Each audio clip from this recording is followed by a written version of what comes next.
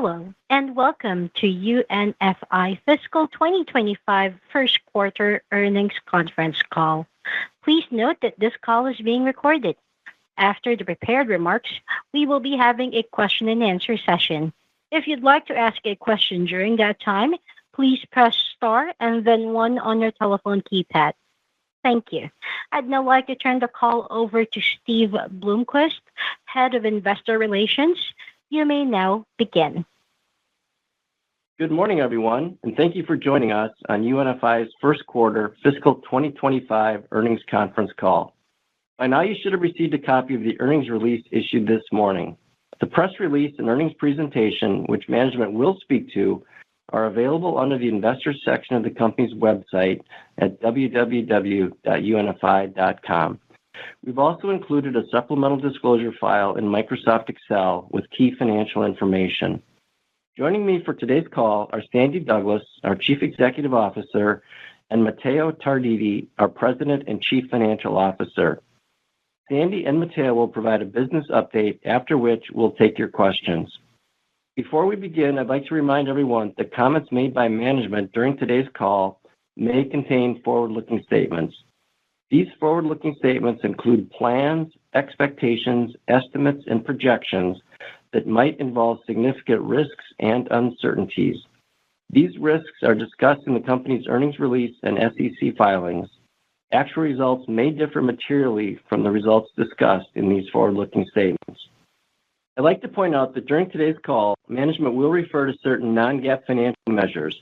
Definitions and reconciliations to the most comparable GAAP measures are included in our press release and the end of our earnings presentation. And finally, beginning with the second quarter, we plan to change the sales channels reporting on the face of our press release. To assist with the transition, we will provide the new basis for presentation and historical figures prior to the next earnings call.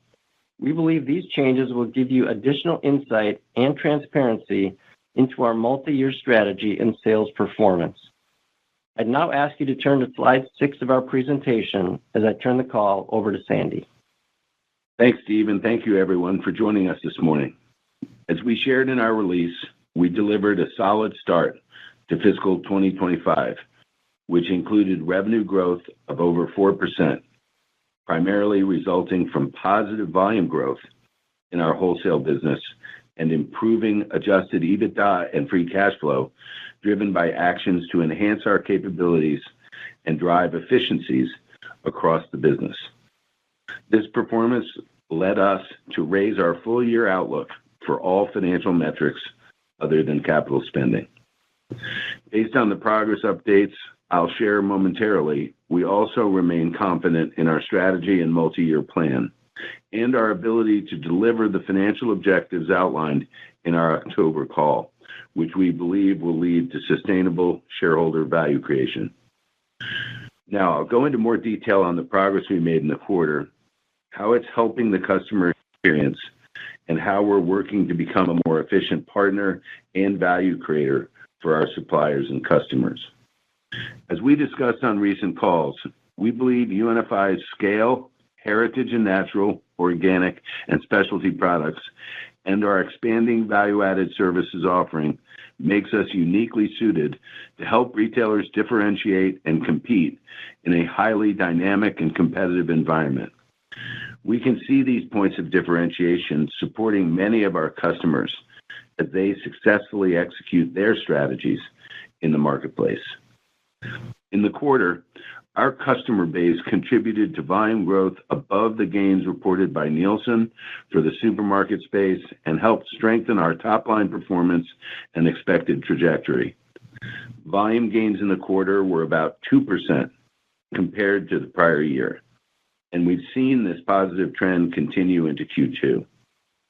Importantly, this performance indicates a solid start to the execution of our strategy, but it also demonstrates strong strategic execution by our over 30,000 store customer base as we continue to sharpen our focus on providing differentiated products, programs, services, and insights that help them compete effectively. To help extend this performance, we remain focused on strengthening service levels, simplicity and transparency to our customers and suppliers, while increasing efficiency across the business. We know how important it is to deliver on time and full in the important holiday selling season, and the whole company is focused on it. We also continue to roll out our revamped go-to-market program for suppliers, which aims to streamline and simplify their experience and help them accelerate their growth within our diverse retailer network. Several of our large suppliers that have embraced the program have experienced volume gains that surpass their peer group as they've taken advantage of the data and insights we provide in areas such as new item placement or bringing items discontinued during COVID back onto customer sales. We continue to focus on bringing additional suppliers into the program while making sure participants of all sizes have the best experience possible and are able to maximize the value and the growth opportunities that UNFI is making available to them. We will continue to execute our plan to pursue innovation in our offerings, optimize efficiency, and strengthen service levels to help drive even greater value and trust with retailers as well as suppliers. As we focus on becoming more efficient, Matteo's leadership has played a significant role in our progress. He has deep experience in helping turn around and improve businesses, largely through the disciplined implementation and rigorous follow-through of Lean Six Sigma management principles. This is already benefiting UNFI and our financial and operating performance. I'll let him provide more color and details momentarily, but let me talk at a high level about a few of the actions that we've taken to improve the overall customer and supplier experience while removing cost and streamlining the organization. Reducing or eliminating waste is a big part of what we're trying to accomplish over the next 3 fiscal years. With shrink reduction a big focus over the past 5 quarters, we've brought shrink in line with historic pre-COVID levels, and we're now working to reduce it further, while simultaneously striving to increase the capacity of our network through ensuring that we have the right assortment, which should help drive higher sales for us and for our customers. Decentralizing responsibility and accountability in the organization is another principle of Lean, as is the mutual development of key performance indicators that get measured and course-corrected in near real time.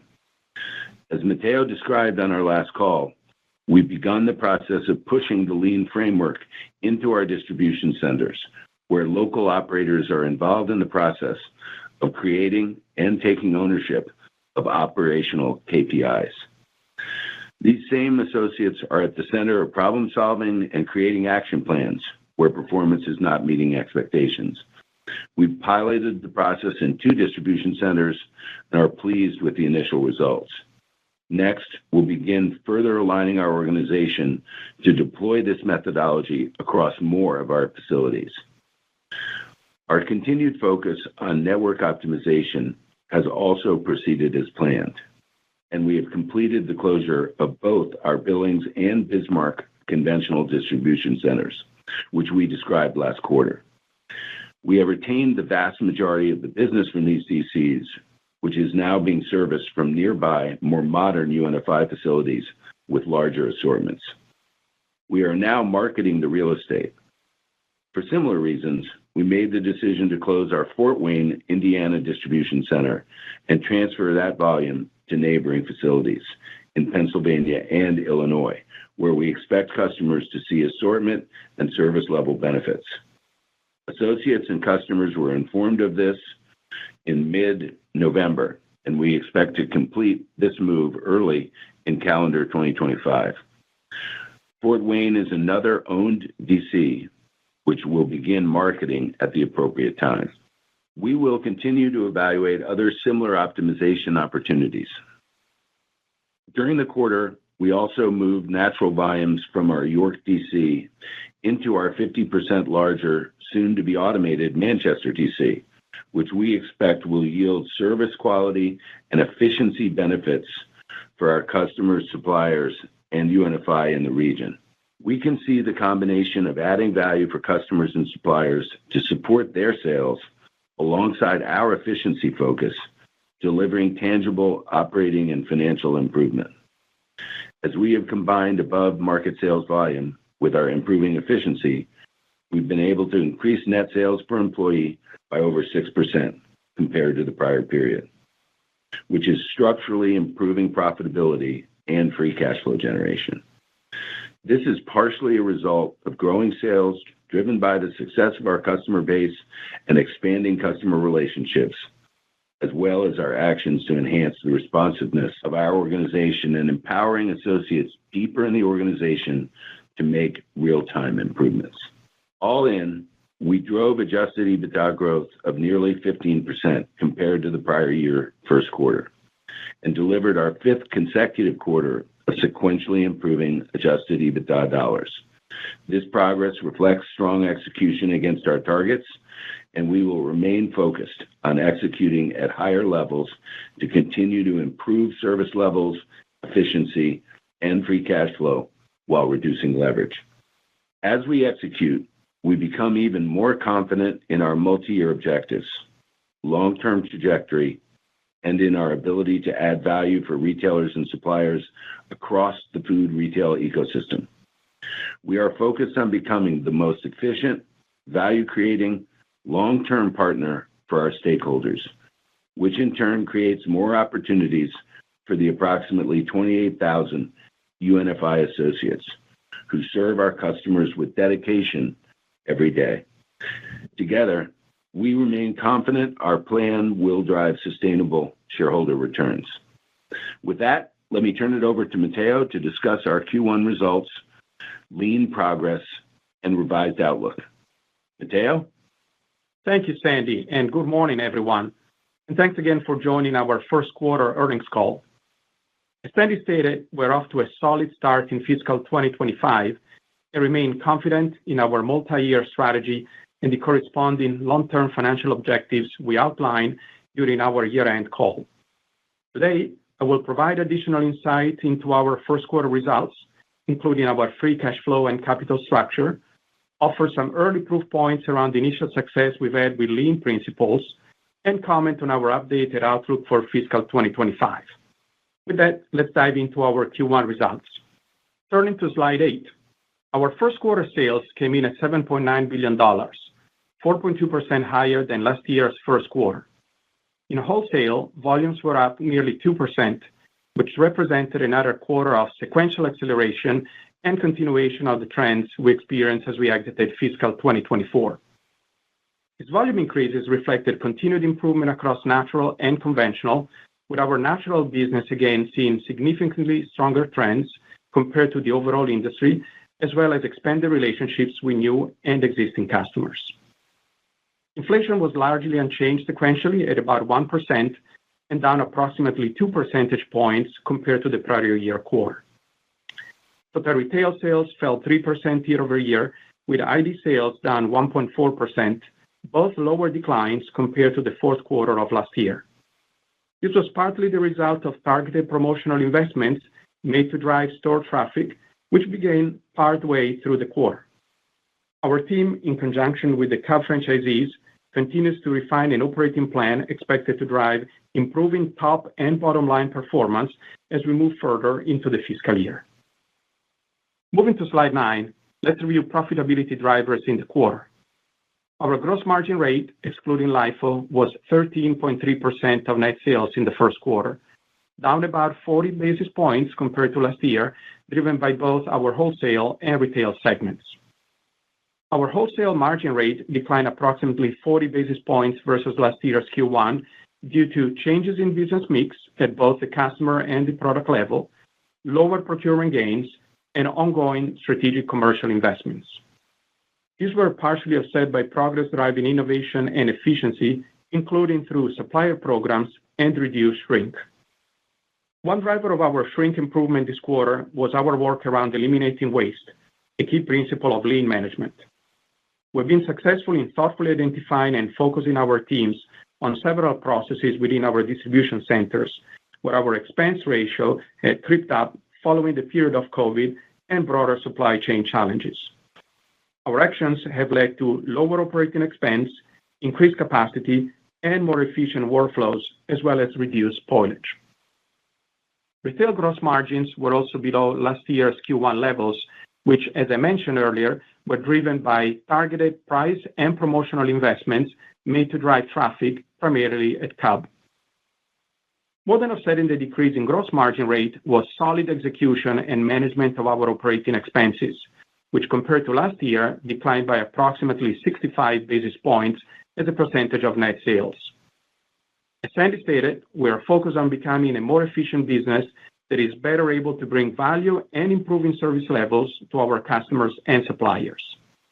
This has led to consistent efficiency gains across our supply chain, where we've generated sequential improvement in throughput for 3 consecutive quarters and a 5% improvement in cases per hour in Q1 compared to last year's quarter. Adjusted EBITDA for the first quarter grew nearly 15% compared to prior year quarter to approximately $134 million. Absent the additional week in last year's fourth quarter, this was the 5th consecutive quarter of sequentially improving adjusted EBITDA dollars. This increased adjusted EBITDA during Q1 was complemented by lower than expected costs associated with our accounts receivable monetization facility, as well as some investment gains. Together, this more than offset slightly higher amounts for depreciation and amortization and net interest expense. This led to adjusted EPS of 16 cents per share compared to a net loss of 4 cents per share in last year's first quarter. Flipping to slide 10. As I discussed on our last call, we're implementing lean principles throughout our business and supply chain and are encouraged with the early operational improvement and financial results we have driven. One major undertaking that we have completed over the last few months is the decentralization of our procurement function. We've transitioned from having one centralized procurement team to a DC-based organization, bringing them closer to our customers and operations. This has empowered teams to be more directly involved in demand forecasting, allowing for more timely and accurate inventory ordering. While there have been some initial adjustments along the way, the team is embracing the process, learning, and steadily driving improvement. We will continue to focus on driving sustained improvement in this area to help even better align demand with supply and to steadily increase customer service level, a core focus of our multi-year strategy. The other initiative that I would highlight is the recently completed initial launch of lean daily management routines at distribution centers in Texas and Colorado, where measures of success were built around key performance indicators for safety, quality, delivery, and cost in that order of priority, all meant to create supply chain value for all UNFI stakeholders, including our suppliers and customers. Initial results showed an 11% improvement in fulfillment quality, 5% improvement in on-time delivery, and gains in warehouse labor productivity. As we move through fiscal 2025, we plan to scale lean daily management processes methodically throughout our network while sustaining our focus on quality and value delivery. Turning to slide 11. This emphasis on lean principles helped drive profitability and free cash flow in the quarter. Free cash flow in Q1 was a use of about $159 million, a roughly $170 million improvement over the past 2 fiscal years, in which we used close to $330 million in the first quarter of each of these years. This improvement included paying an incremental $56 million of incentive compensation in the first quarter, which was not paid out in the prior year due to the fiscal 2023 performance. Our first quarter progress were largely due to faster than anticipated progress on working capital management. This was partially driven through a shift in how and where we manage inventory. The decentralization of procurement moved inventory management closer to the end customers, which is particularly important as we focus on the Q2 holiday selling season and delivering strong service to our customer. Because a portion of the year-over-year favorability is timing related, we will not expect to see the same favorability to last year for each of the remaining 3 quarters of the fiscal year. Part of this is also driven by the nonlinear nature of the timing of the cash outflows for our supply chain and automation investments, which is captured in our updated full-year outlook for free cash flow. Our Q1 free cash flow was also reduced by nearly $70 million from the strategic decision to reduce the number of customers under our accounts receivable monetization program. As I suggested on our last call, this program was originally implemented to reduce our effective borrowing cost. However, the cost-saving benefit no longer exists, and it makes it neutral from a cost of capital perspective relative to other funding sources. Although we plan to lower our usage rate of these and similar programs, UNFI retains the flexibility to strategically utilize additional capacity should we choose to do so in the future. As is typical in Q1, our net debt levels increased sequentially and ended the quarter at $2.2 billion of net debt. This contributed to our net leverage increasing by about 0.2 of a turn to 4.2 times, which is toward the lower range of the typical historical increase we have seen during our first quarter as we prepare for the holiday selling season. This performance in Q1 keeps us on track with our longer-term deleveraging goals. Looking at slide 12, fiscal 2025 is off to a solid start, and we're modestly raising our full-year outlook for all financial metrics other than capital spending. As outlined in our press release, the updated guidance for net sales is a range of $30.6 to $31 billion, which represents a 1.3% full-year increase at the midpoint compared to the fiscal 2024 when adjusting for the 53rd week last year. This represents about an 80 basis points increase in dollar terms from the midpoint of our prior outlook. We have raised the bottom end of our expectations for adjusted EBITDA by $10 million, bringing the new range to $530 to $580 million, which is a 9% increase over the last year at midpoint. In terms of cadence for the year, we expect first-half adjusted EBITDA growth in the high single-digit to low double-digit range compared to the prior year period. This implies total adjusted EBITDA generation will likely be slightly back-half weighted, reflecting the cadence of actions we're executing as part of our revised strategy and how this builds into results over the balance of the year. Including the benefit of lower forecasted interest expense and a couple of small below-the-line items, our EPS and adjusted EPS ranges have increased as well, with adjusted EPS now expected to fall within the range of 40 to 80 cents per share compared to 14 cents last year. Full-year free cash flow is now expected to be more than $100 million, which compares to our prior outlook of approximately $100 million. It represents around $200 million in improved year-over-year free cash flow. As Sandy mentioned, we have completed the closure of both our Billings and Bismarck distribution centers and retained the vast majority of the business, which has now been serviced out of nearby facilities. We're in the process of marketing the real estate underlying both properties, but we will not sacrifice value for time, which is the same philosophy we will apply for the Fort Wayne closure and future sale. As I said the last quarter, we will continue to evaluate other opportunities along these lines, but have not included any incremental strategic actions in our outlook. Flipping to slide 13, we enter fiscal 2025 with a stronger foundation and operating momentum, which continued through the first quarter of the new year. Our efficiency initiatives, powered in part by lean principles, are generating the operating benefits we expected, while our volume trends reflect the successful execution of our customers, as well as the trust they place in us every day. Our strategy of bringing value to our customers and suppliers through a differentiated value proposition and strengthening service levels while improving UNFI free cash flow is simple and powerful, and we are executing against it. Sandy, myself, and the entire leadership team remain confident and optimistic about our future and the value creation opportunity we have as we work to improve our capabilities and customer-facing execution. Our focus on delivering and deleveraging remains intact, and we look forward to updating you on our progress again next March. With that, operator, please open the line for questions. Thank you. We are now opening the floor for question and answer session. If you'd like to ask a question, please press star followed by 1 on your telephone keypad. Your first question comes from John Heinbockel from Guggenheim Partners. Your line is now open. Hey, Sandy, I want to start with decentralized procurement. Maybe just talk about balancing, right? You want to manage the inventory locally, but you want to buy it with the benefit of scale. So how you're managing that, and then when you think about accountability is great, but if you can right alter your or make the compensation program sort of kind of make changes there to strengthen accountability. What do you want to do on the compensation side that might be different? John, as we said on the call, a key tenet of our strategy is adding value to our customers and suppliers, and a big part of that is having the products that they need delivered to their stores in a timely fashion.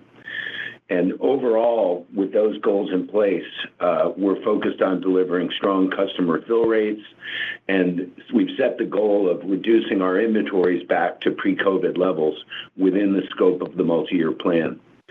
We view this in some respects like the shrink goal we've been pursuing over the past 5 quarters, and we see significant opportunities for improvement both in working capital and in service.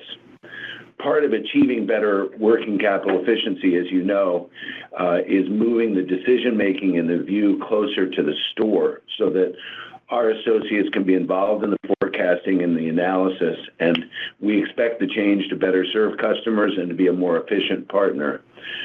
And we're always looking for ways to align compensation directly with the outcomes that we're seeking in the business.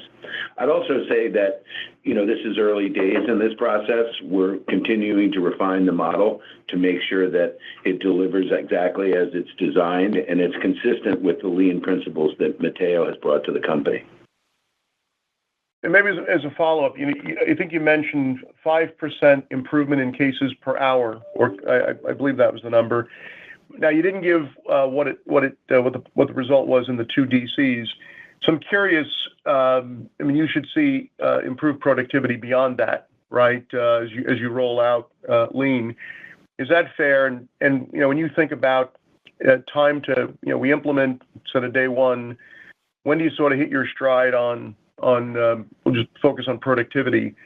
Is it 6 months out? Is it a year out? Is it longer? What's the timeline? Hey, good morning, John. It's Matteo. As we discussed in the last call, our goal is to target in between MSD and HSD productivity at our DCs, and that is through a combination of the lean principles that we're deploying, as long as the benefits and the learning from the automation effort. So it's a balance of the two. Specifically at the 2 distribution centers where we piloted lean daily management with safety, quality, delivery, cost, KPIs, we're seeing the 11% improvement in fulfillment quality, 5% improvement in on-time delivery, and also some benefits from a productivity standpoint. But bear in mind that these are 6 to 8 weeks old initiatives, so there is a lot to ramp up there.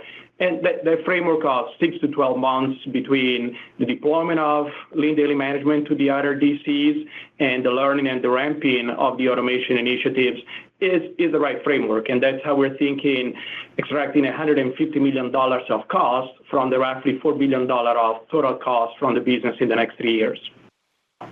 Thank you. Your next question comes from Leah Jordan from Goldman Sachs. Your line is now open. Thank you. Good morning. Thanks for taking my question. Your updated sales guide implies a deceleration for the balance of the year on a comparable 52-week basis. Just seeing if you could walk us through how you're thinking about inflation and volumes as drivers for the balance of the year, underscoring that. Just surprised, given the new business wins this quarter that you called out, volumes coming in a bit better than expected. Why should that not flow through in a bigger way for the remainder of the year? Hey, good morning, Leah. Thanks for the question. So in the first quarter, we saw volumes growing about 2% in wholesale, delivering total growth of 4.2%. And that was a trend that we picked up in fiscal 49, as you recall, and carried into the early innings of the second quarter. So we are thinking about the new guidance, which is now at midpoint, $30.8 billion rounding, as basically a roughly 1% growth for the remaining 9 months of the year.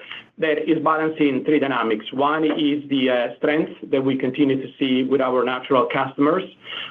Second is the more modest volume declines that we've seen in conventional. And then third, the ongoing dynamics with the DC optimization. So as Sandy mentioned, we were able to retain the vast majorities of our customers in Billings and Bismarck. We're now going to go through a similar experience with Fort Wayne. And we feel that the balance for the remaining 9 months is, again, embedding no risk and no dynamics, but also the strength that we see with the natural business. And again, the more modest declines that we have seen in conventional. And we keep the overall commercial backdrop, front and center as we think about the execution for the remaining 9 months. Thank you. And then just on a related follow-up, just digging it a bit more to the new business gains this quarter, driving some of that volume. Which categories are presenting the most opportunities for you now? And then why do you think, these same customers, existing customers, are more engaged now? Or how do you think you're resonating more today? Yeah, Leah, this is Sandy. I guess one of the things that's most interesting about the broader environment is how segmented and differentiated retailers are performing very, very well. I'll give you an example. Multicultural focused customers in many markets are materially outperforming the general market by their differentiated offer and the way they compete. And obviously, we're focused on providing great support for them as well. You've seen the natural organic performance driving significant growth as well. And so as we think about the way we show up is making sure that we have the products, services, and programs that retailers need to drive their strategy. And inside the shop, there's a lot of growth in fresh. We mentioned natural products and multicultural products, but we're also bringing professional and digital services that are helping customers compete as well. Thank you. Your next question comes from Andrew Wolf from C.L. King. Your line is now open. Hi, good morning. I wanted to ask about the gross margin rate, contraction in the quarter, and if you could give us any sense of the outlook there, at least sequentially versus the last couple of quarters, the end of last fiscal year. There was, a pickup in that gross margin contraction. So you've talked about, some of the sort of, things that could contract it, let's say, our commercial investments, customer mix, and things that were helping with shrink, and other things. Could you sort of just dive a little deeper into the quarter, why the contraction might have been greater than it was, why it was greater than it had been? And what's the outlook to the extent you're willing to talk about that? Good morning, Andy. The gross margin rate in the first quarter ex-LIFO was 13.3% versus 13.7% in Q1 of last year, and down about 20 basis points or so versus the fourth quarter. Now, notably, it grew $7 million and contributed to $7 of the $17 million of EBITDA growth. And if you unpack that $7 million, we actually saw about $13 million of growth in wholesale and a decline related to volume in retail. There are a lot of drivers that go into the gross margin rate, and we commented that the two key drivers were planned customer and product mix, which were partially offset by the improvement in shrink and supplier programs. Also bearing in mind that some of the large customer mix pressure has some offset in OPEX with fewer and lower drops, as again, we scale up our facilities.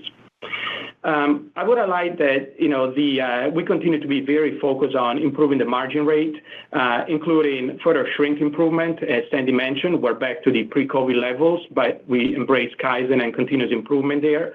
We're focused on growing our professional and digital services business that clearly give us some additional calories on the gross margin, as well as private brands, and committed to grow both top and bottom line for retail. We're also reworking and revamping our commercial screening process, as we commented in the last call. So within the $90 billion resilience space, we continue to look for opportunities to create and get recognition for value with customers and suppliers. So we're very focused on the gross margin conversion and increasing the gross margin conversion as we see sales growing.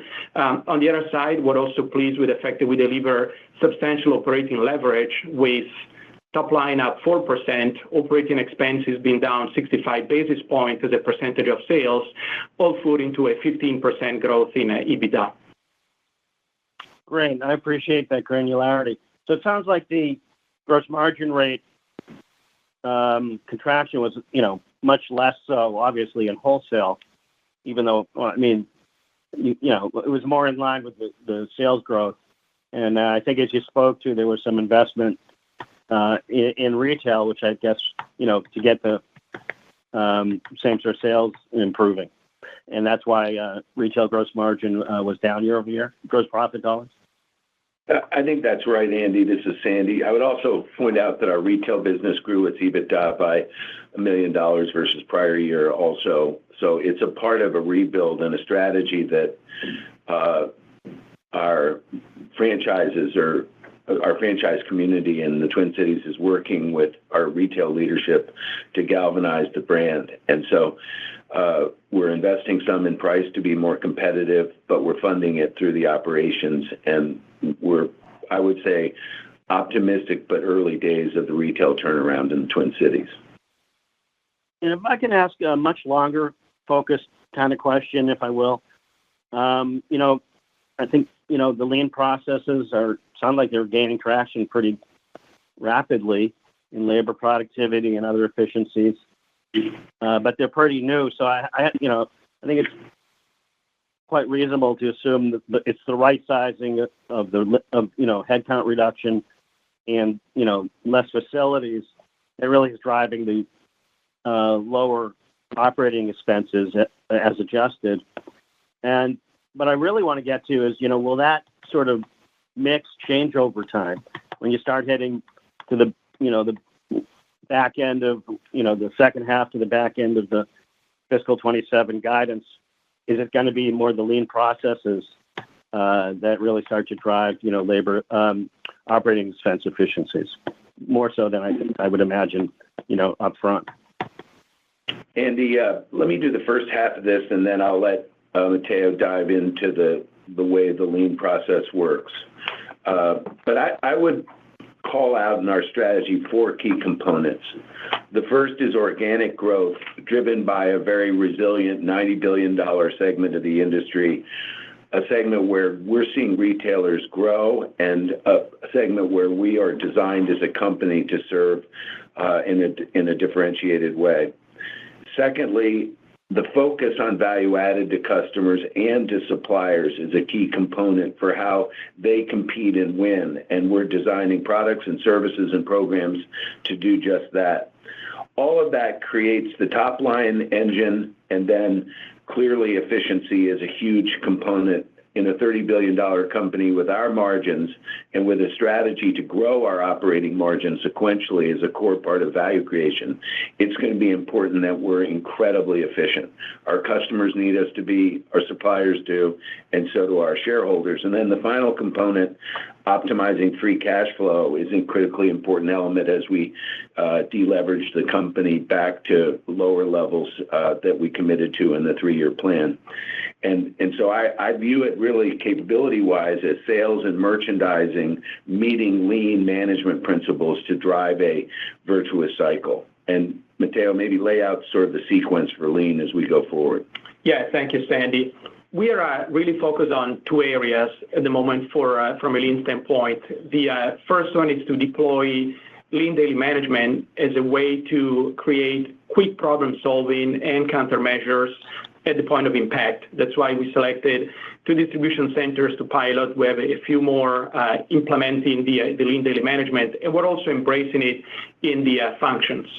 The second area is waste elimination, identifying non-value-added steps as a way to create capacity, build capabilities, and build efficiencies. And that is a process that takes a lot of discipline and probably longer horizons, but we are very, very focused on applying this methodology as a way to create value and efficiency for our customer and suppliers while remargining UNFI and generating the free cash flow to get to 2.5 times or less leverage by the end of 2027.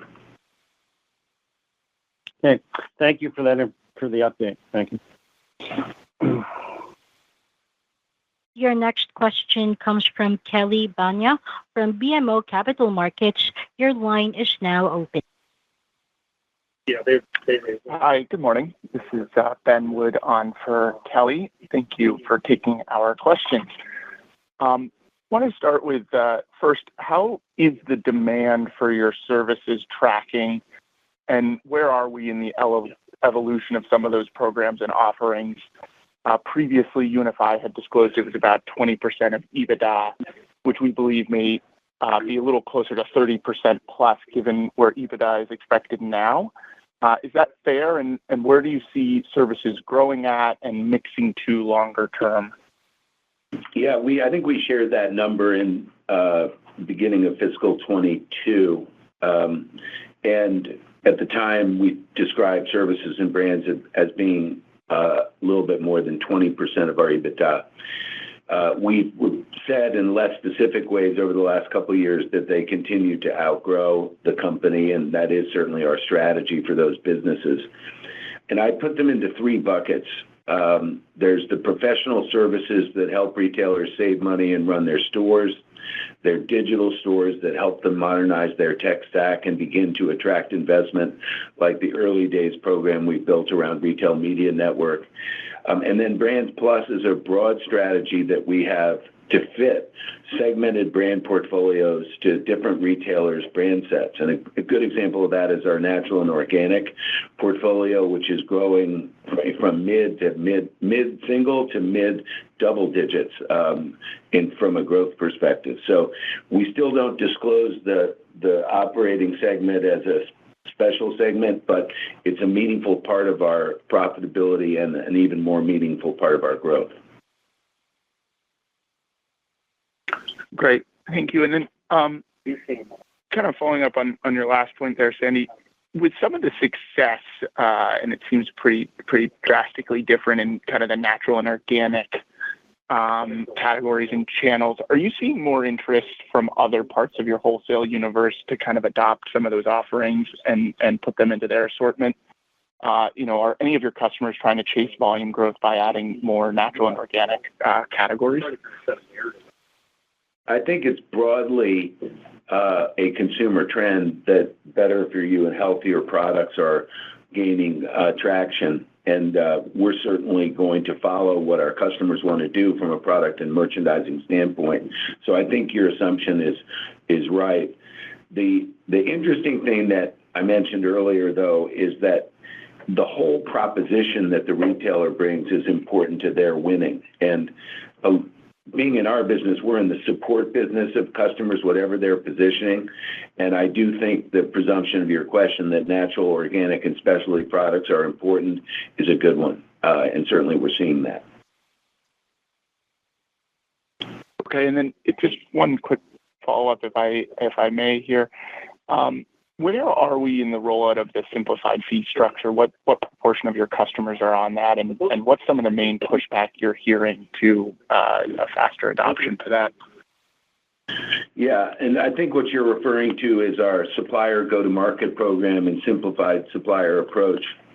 We're well into the rollout of that. The supplier go-to-market program is for large suppliers. It's a customized program. We're well into the second year of that, and we've seen some really compelling results from suppliers who have been early adopters. The simplified supplier approach, which is for all of our suppliers, takes 15 to 20 fees and eliminates them and replaces them with a single subscription. And that one has been broadly adopted across the smaller suppliers. I would say, where are we in the maturation of the process? I'd answer it two ways. First is we're learning a lot as our suppliers, and we're working hard to make the tools more accessible and easier. But I think in the process of the dialogue, we have learned that we have an opportunity more broadly to work on the supplier experience. And we have a whole of company effort that Matteo and I review every week to improve key aspects of the supplier experience, to take friction out, to add transparency, and to help our suppliers succeed with the program you asked about, but more broadly in our ecosystem, because it's important to our customers that we have the best brands and brands that are comfortable because they can see their business in our ecosystem and they can invest to grow. And so that's why it's such a big priority of ours to improve their experience. Great. Thank you, guys. Thank you. Your next question comes from Alex Slagle from Jefferies. Your line is open. Thanks. Good morning and congrats. Actually, just wanted to follow up on a couple of those points and maybe just a bit more on the supplier go-to-market programs. And I think you provide some examples just how successful this has been for certain suppliers, which sounds pretty impactful. So curious on that, and then just sort of how that feeds into your business and profitability specifically. Yeah, I think I'll try to give you a couple examples so that whether one would be a big supplier and one would be a small one. And obviously, I won't name the suppliers, that's up to them to do. But one very large supplier was part of the pilot, and they brought the strategic objective of trying to capture 35,000 unique SKU retail store distribution opportunities that had fallen off during the supply chain disruption during COVID. And we built an effort to build programming for our retailers that would create the opportunity for retailers to access those brands and get a launch program that the supplier had built. And we got about 95% of the way to the goal. And it taught us what we could do in that area. And so that's now a part of some of the other customized programs to help retailers make sure they've got the right products that they want to have, not just the ones they had when the ones they wanted to have ran out. And so that's been a big initiative there. For smaller suppliers, I think the biggest tool we've given them is the ability to see their sales through our system into retail, which with that data, they can then target their programming and work with our sales force to try to make sure that their brands are doing as well as possible, particularly in stores that are growing. And so I would describe the whole thing as a learning process. Early days, the benefit to UNFI is we make slightly higher fees on the bigger suppliers, approximately the same on the medium, and then we still keep fees low, but it's one fee, not 15 to 20, so it allows suppliers to be able to plan and execute. And as I said earlier in my broader answer, we view the supplier experience as a strategic opportunity for improvement, and we're in very much the early innings, but we're taking action on a weekly basis to try to make it better. That's helpful. Thank you. And earlier you mentioned natural and organic portfolio growth, and it mentioned mid double digits. Maybe I got the number wrong, but if you could just clarify what you're calling. Yeah, I said all of that, and it probably was confusing. I was thinking about the three platforms within our natural private brands portfolio, and one of them happens to be growing mid-single, one of them is growing about 10, and one of them is growing about mid-teens. So there are three different brands. Okay. Got it. Thank you. Your next question comes from Chuck Cerankosky from North Coast Research. Your line is now open. Thank you. Good morning, everyone. Nice quarter. When you're talking about the new customers, how much of this is business coming back to you that might have been lost during the most difficult parts of integrating the SuperValu acquisition? And how much of it might be getting towards the goal of selling more organic to conventional customers and more conventional product to organic customers part of the original goal? It's a complex question, but trying to get a sense of where the new business is all coming from. Yeah, Chuck, good morning. The simple answer is that the majority of the major gains is extending our relationship with existing customers. And it's all across the board based on what they're buying from us. We're seeing some natural customers tap into us for specialty portfolios. We recently had a large natural customer who decided to take conventional products from us. So it really does vary by customer type. I would say, if you were to say, what's the direction it usually goes, it's usually us expanding natural, organic, or specialty into customers that don't have all three. That would be the largest opportunity that we're activating. You don't see as many situations where conventional products go into natural retailers. In fact, you almost never do. So hopefully that gives you some dimension on what the pipeline is. On the conventional side, where the volume has actually slipped, Sandy, how do you see that playing out going forward, especially if the economy sort of stays where it's at, with a lot of pressure on budget-constrained consumers?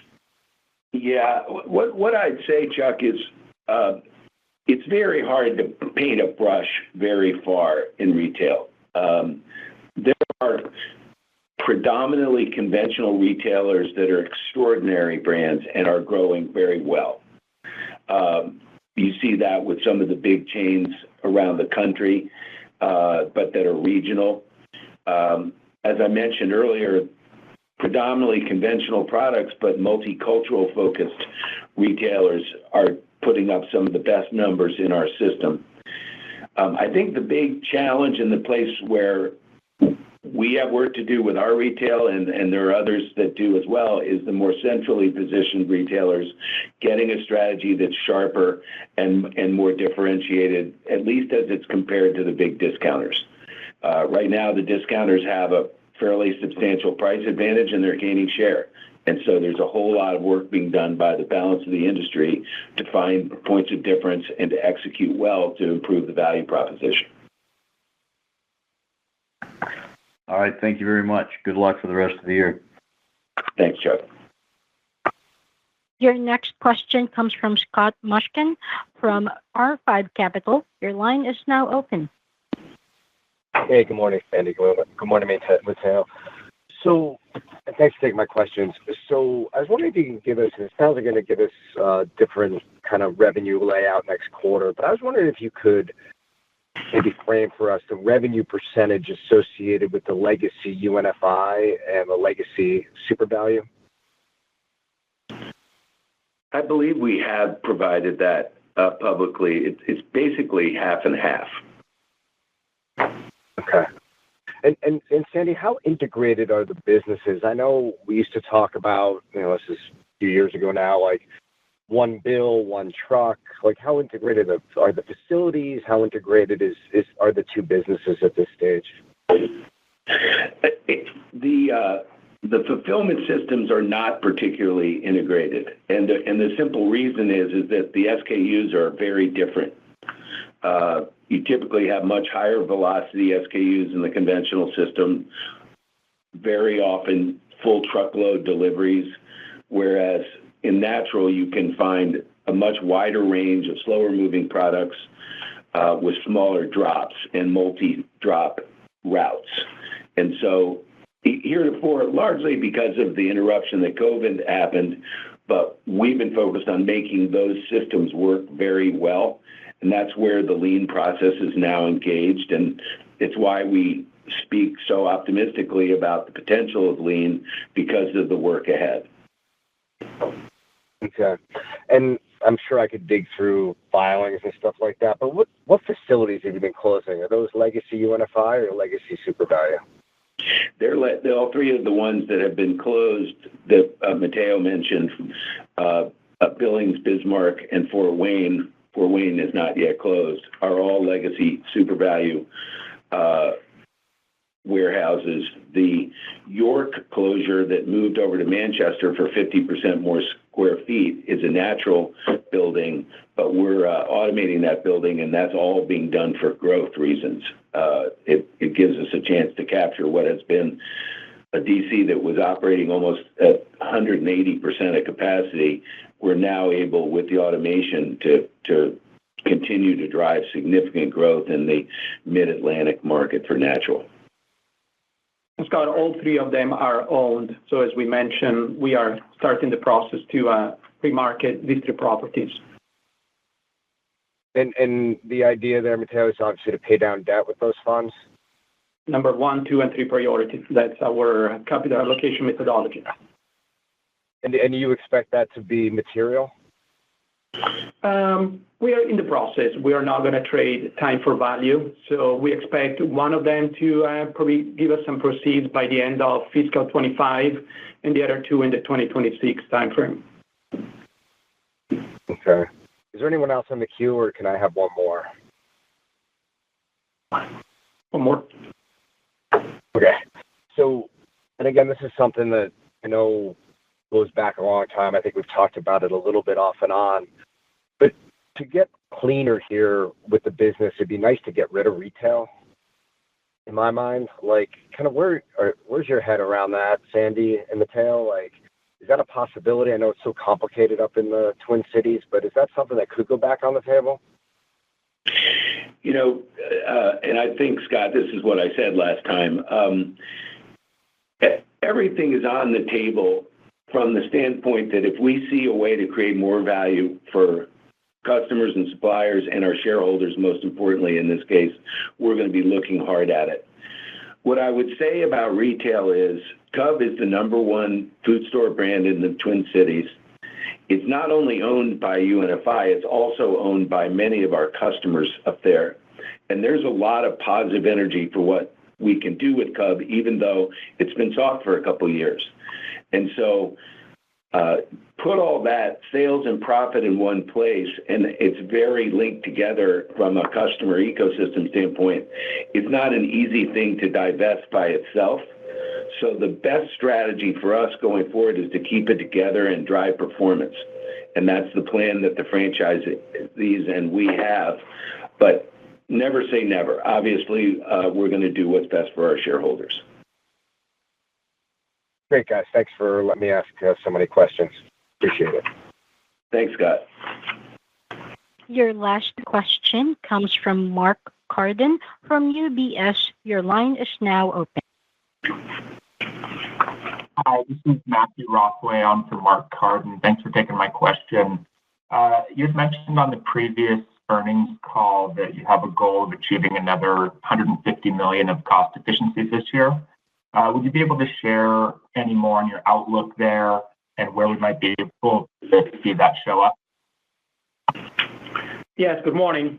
So what we mentioned in the last call is that part of our 3-year strategic plan is to remargin the business with about $150 million of cost out or incremental margins, which, as you think about, is a similar envelope as we deliver in 2024, as we had a lower exit run rate, and through a lot of discipline and a lot of efforts, we were able to achieve the $580 million of EBITDA for the year.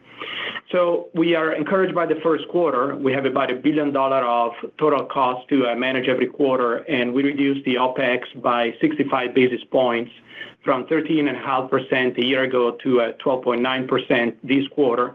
And we're really leveraging 2 or 3 key principles. The first one is lean daily management and the identification of waste to find new capacity and new capabilities. That is already finding roots and benefits in throughput and productivity. We were better in throughput in the last 3 quarters sequentially and improved 5% year over year. And then we continue to work on a more decentralized organization that allows more effective decision-making and also leaner teams. And we have been able to reduce the total number of employees by 5%, which is also a return to the transformation and severance investments that we made in 2024. We do that also offsetting some of the higher rents and some of the higher running costs, as you would imagine. So I think that first quarter, as Sandy said, is early innings, but is a good proof point of our ability to control what we can control. And knowing that through that high single-digit EBITDA growth that we provided for the next 3 years, we have a lot of variables under our control. And so we need to continue to apply lean, continue to be disciplined, and provide more proof points. Okay, thank you. I'd now like to hand back over to Sandy Douglas for closing remarks. Thank you, operator. As you heard on today's call, we've made progress executing our multi-year strategy and have early proof points that the strategy is taking hold and creating value for our customers and suppliers while making UNFI a more effective and efficient organization. We delivered our fifth consecutive quarter of improving adjusted EBITDA, including mid-teen growth in the quarter compared to the prior year period, and meaningfully improved free cash flow compared to the first quarter of prior years. Our increased outlook reflects this performance and our confidence for the balance of the year. We remain focused on the large opportunity for further improvement and are committed to getting better every day so we can be a clear value creator for customers, suppliers, and in turn, our shareholders. We've embraced lean management and remain on a path to deliver improving service levels and the longer-term financial objectives we've set for ourselves. For our customers and suppliers, we thank you for your continued partnership and the business we do together. For the UNFI associates listening today, our thanks to each of you for everything that you do for our business, our customers, our communities, and each other. And for our shareholders, we thank you for the trust you continue to place in us. Thanks again for joining us this morning. I look forward to updating you on our progress in March, and we hope everyone has a happy and healthy holiday season. This concludes today's call. You may now disconnect. Have a happy holidays, everyone.